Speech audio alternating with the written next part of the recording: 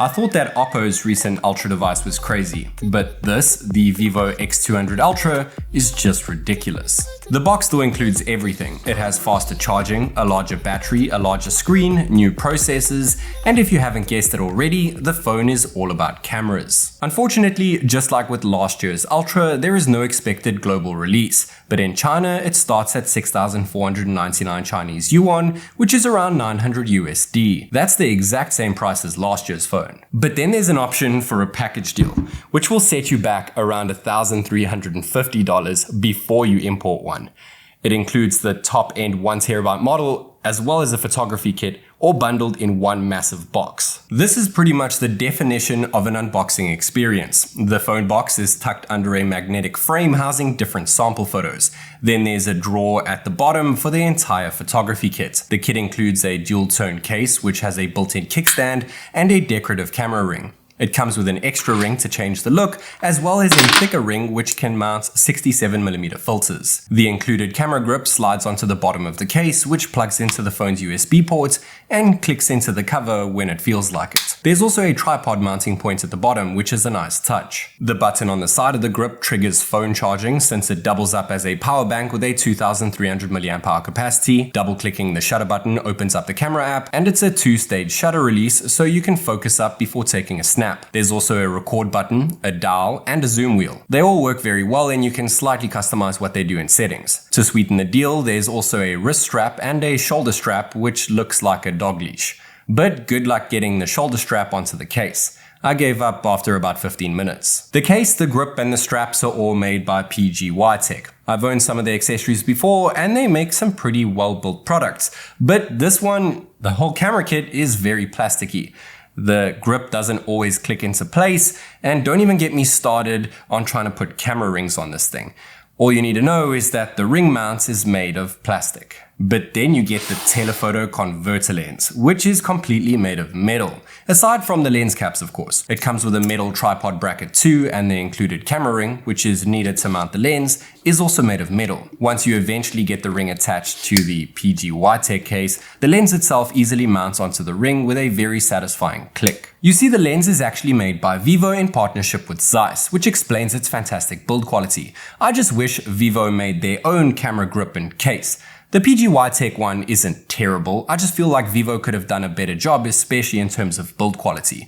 We'll get to what the lens can actually do in a minute, but for now let's focus on the actual built-in sensors. First up, there's a new 50 megapixel Sony LYT-818 ultra-wide camera, which is the same as the X200 Pro's main camera. It has the same 14mm focal length as before, but it's a much larger sensor size at 1 in 1.28 inches, has a wider aperture at f2.0, and is paired with Zeiss T coating, which includes reflective coating and blue glass. There's still autofocus, but this time we get gimbal stabilized optical image stabilization, which is a huge deal considering the X200 Pro and X100 Ultra both lack OIS for their ultra-wides. I was also really impressed with the ultra-wide video performance at night. It's not perfect, but most other phones' ultra-wide sensors produce terrible low-light footage filled with grain and focusing issues. This is streaks ahead of the competition. Having a proper sensor for the ultra-wide makes even more sense when you consider that the main camera has a native focal length of 35mm instead of the standard 23mm. And the main is the exact same LYT-818 camera as well, with the same 1 in 1.28 inch sensor size. So Vivo have done away with the 1 inch type sensor we saw in the X100 Ultra. 35mm is equivalent to a 1.5 times zoom with a standard main camera.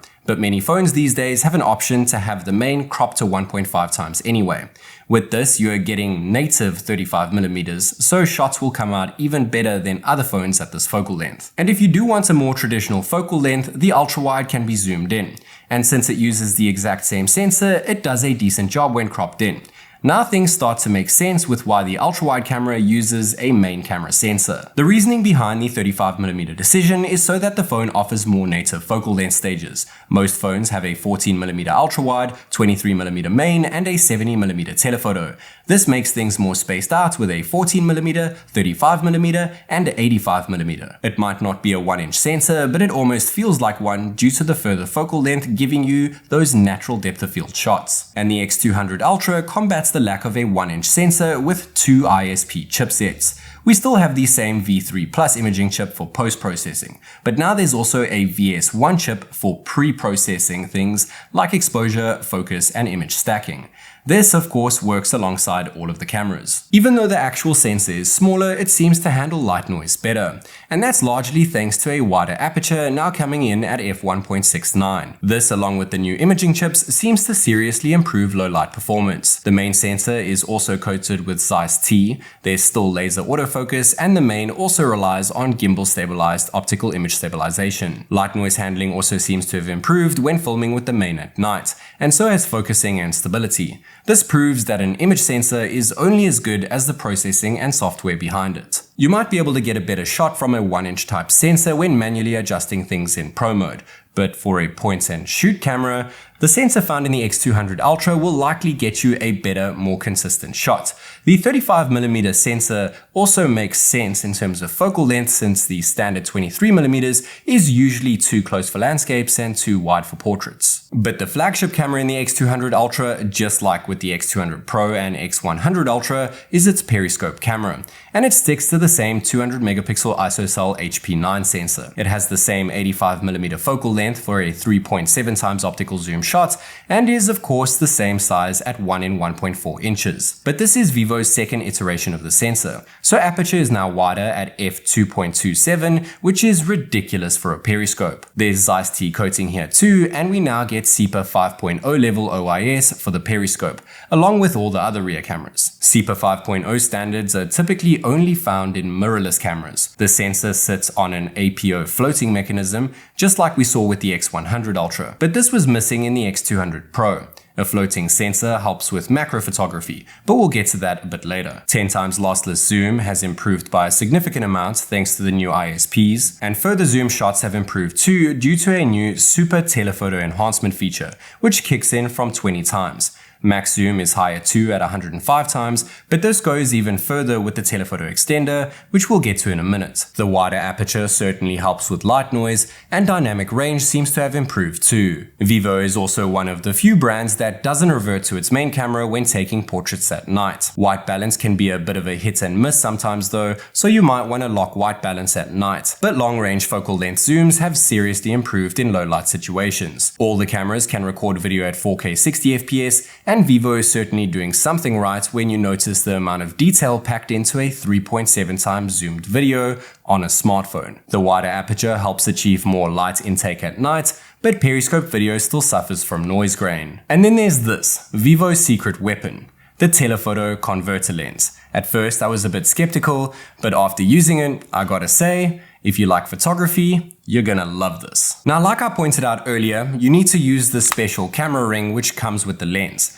But then I started worrying about if I could still use the other sensors with this camera ring. And the answer is yes. You can still use all the sensors normally while the ring is on and the lens attachment is off. So if you're okay with your phone looking like a transformer all the time, then I guess you could just leave it like this.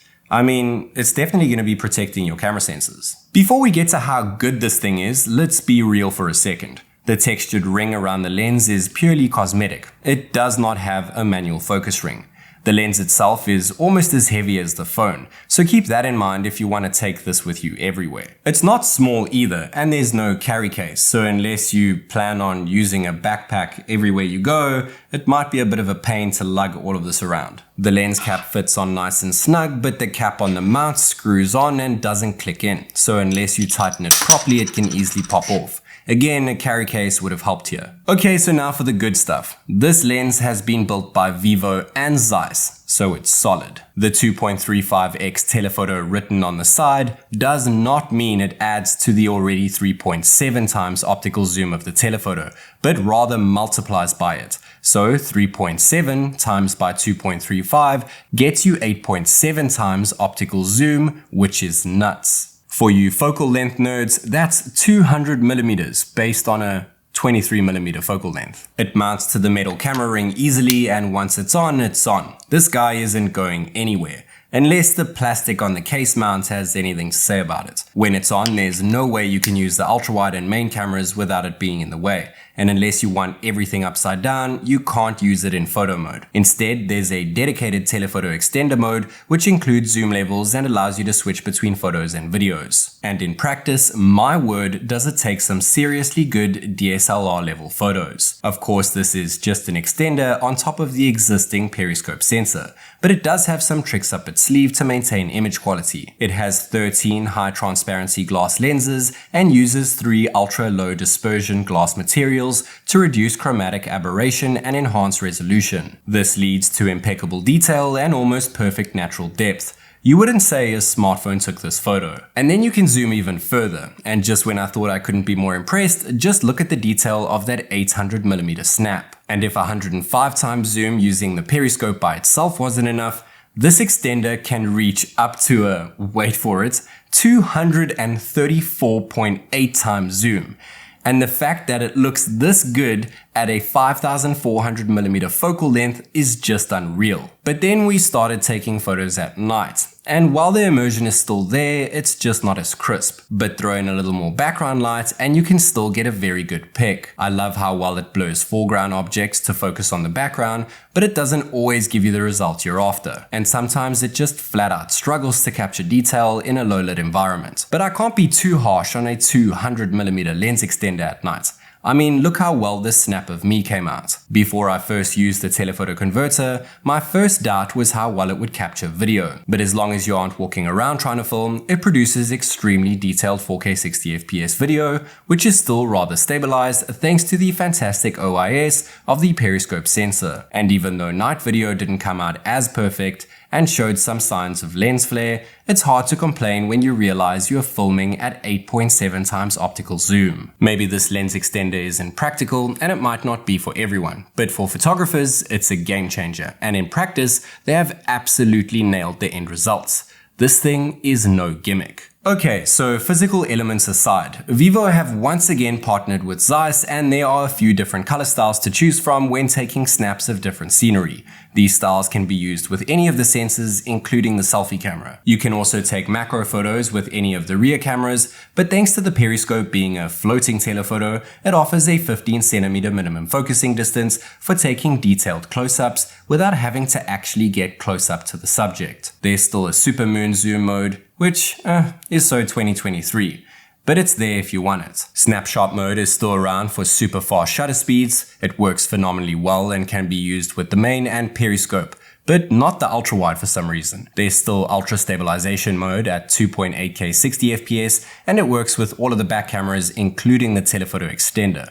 But there's still a slight crop and things were already quite stable. 8K video is still an option, and while last year it was limited to the main camera, this year it's fixed to the ultra wide camera, which I guess makes sense considering the main cam this year has a 35mm focal length. Unlike the X200 Pro and X100 Ultra, the X200 Ultra can record 4K 120fps video across all of its rear cameras, including the ultra wide, which wasn't the case last time out. Stability takes a knock here only because there are twice the amount of frames, but this isn't the main intention for 120fps videos anyway. The main purpose is to achieve crystal clear 4K slow motion video at 120fps, and it does just that. Again, this can be done across all cameras including the ultra-wide. Dolby Vision video is now available for all the cameras at 4K 60fps, including the selfie and telephoto extender lens. The main 35mm sensor creates very nice natural depth here, but keep in mind this is raw footage without any editing in post. I also really appreciate that you can now record 4K portrait video with the periscope, the main, and even the ultra-wide.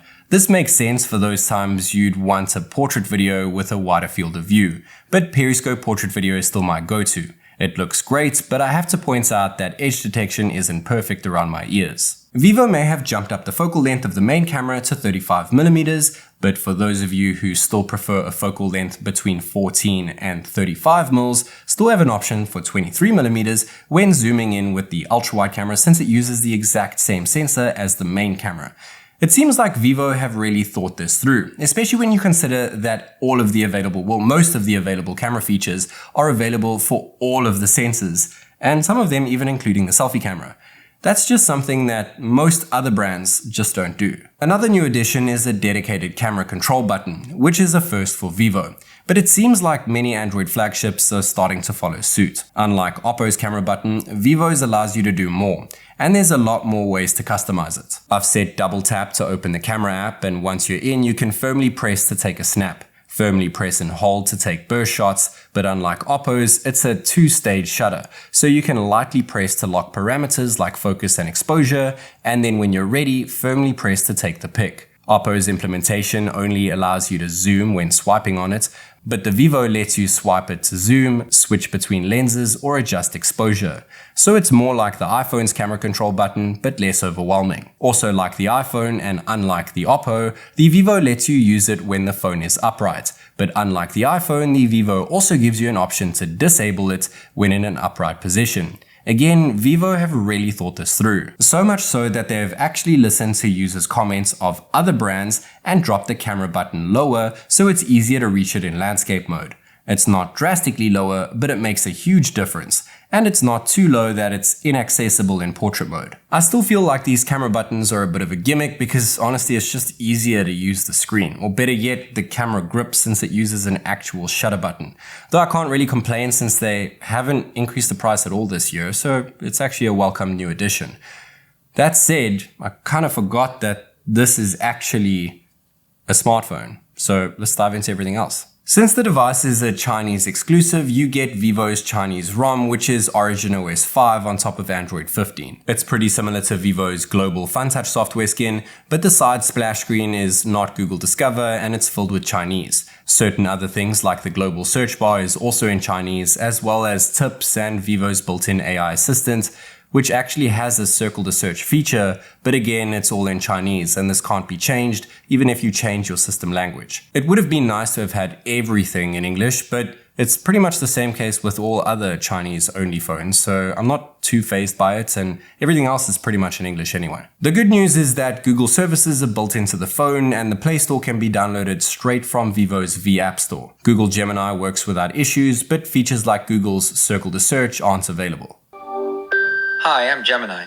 We're about to go live, where you can explore complex topics or ideas just by talking. Another thing I was relieved to find out, which was the exact same case when I recently tested out the Oppo Find X8 Ultra, is that the Vivo X200 Ultra supports Android Auto and Tap to Pay with Google Wallet, just like any normal global smartphone. This is a pretty big deal for any of you who are seriously considering importing one. The display is another thing that's also seen a slight upgrade. It's still a 10-bit 120Hz LTPO AMOLED panel with a QHD Plus resolution, but this time it has two 160Hz PWM dimming and a max brightness of 4500 nits, just like the X200 Pro. It's still protected by armor glass, but this time the physical screen size is a bit larger at 6.82 inches. I would have liked to have seen a completely flat panel here, but it's still a bit curved on all the edges. It's a lot less curved than the X100 Ultra, but identical to the X200 Pro.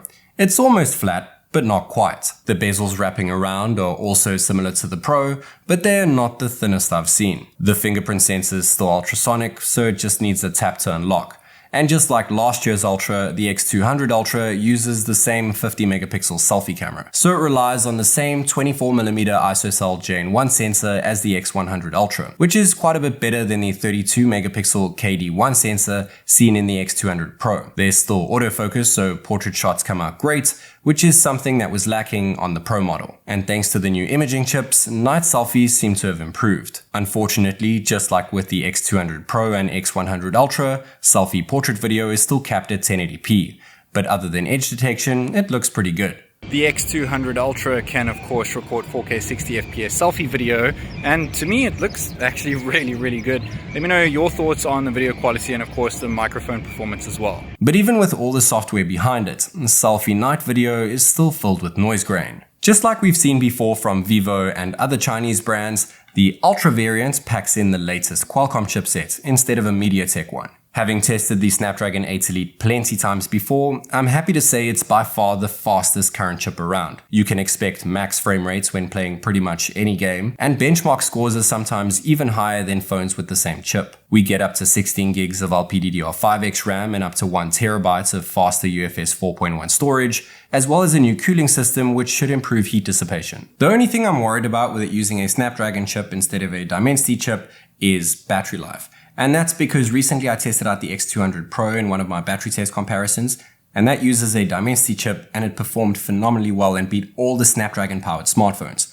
Last year I tested out the X100 Ultra against the X100 Pro, and the X100 Pro that uses a Dimensity chip and has a smaller battery actually beat it by quite a bit, so make sure you check that out after this. But we'll be putting this guy through one of the same battery comparisons very soon, so stay tuned for that. Thankfully, it does come kitted with a massive 6000 mAh battery, just like the X200 Pro. And that's a significant upgrade over the X100 Ultra that we saw last year. It also has the same 90 watt wide charging speeds as the X200 Pro, which is up from the Ultra of last year, and wireless charging speeds have improved across the board here with 40 watt wireless. It comes in silver, black and red, and I really like how the red color has black undertones on its glass back, as well as flat black metal side frames, giving it a nice dual tone finish. It's also significantly thinner than last year's Ultra, coming in at just 8.69mm, but that doesn't include the massive camera island, which is pretty much the largest I've ever seen on a phone. But even with that huge camera bump, its weight is similar to the Pro and last year's Ultra. And just like with the X100 Ultra and X200 Pro, we still get IP68 and IP69 dust and water certifications. But now there's a dedicated underwater camera feature too. The only real drawback with the Vivo X200 Ultra is that it's a China-only phone.